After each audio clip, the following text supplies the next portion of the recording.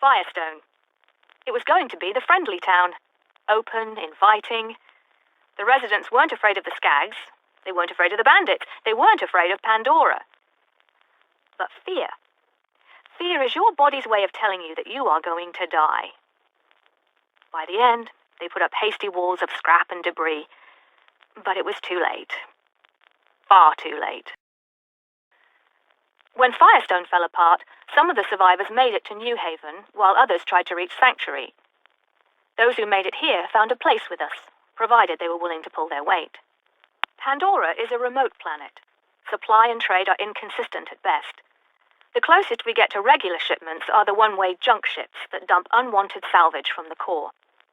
The founders of New Haven took a bold stance on this supply and demand problem. They placed their town in the middle of the largest scrapyard in the frontier. Residents of the nicer settlements, like Sanctuary and Firestone, scoffed at this, but amongst the scrap and broken equipment of far wealthier planets, New Haven survives. Skag Gully is the name residents of Firestone gave the skag breeding grounds, just outside of town. The few who came to Pandora to research the wildlife found this location quite interesting. Being a breeding ground, the skags in this area are young and more timid than most. If you keep your distance, they usually don't attack. Usually. The trash coast is, frankly, an embarrassment. The industrial waste and debris has polluted the water, rendering it corrosive and poisonous to us and the wildlife alike. This is our legacy, I suppose. We contaminate every world. For 6,000 kilometers, there is nothing.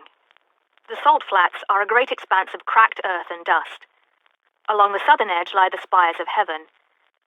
We had a successful strip mine there once. A source of wealth, a source of hope.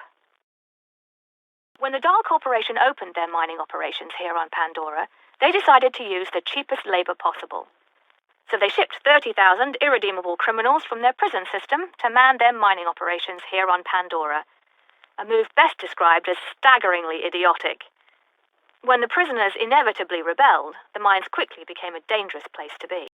With 30,000 prisoners on Pandora, you may wonder what Dahl's security plan was.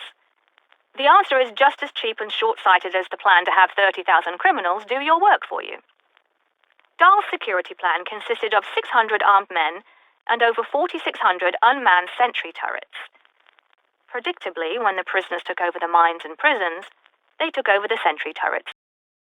Nearly every mine was run by criminals, so next to each mine was a bunker. The bunker was a utilitarian structure. Guardhouse, prison, work camp, storage facility. They served many purposes.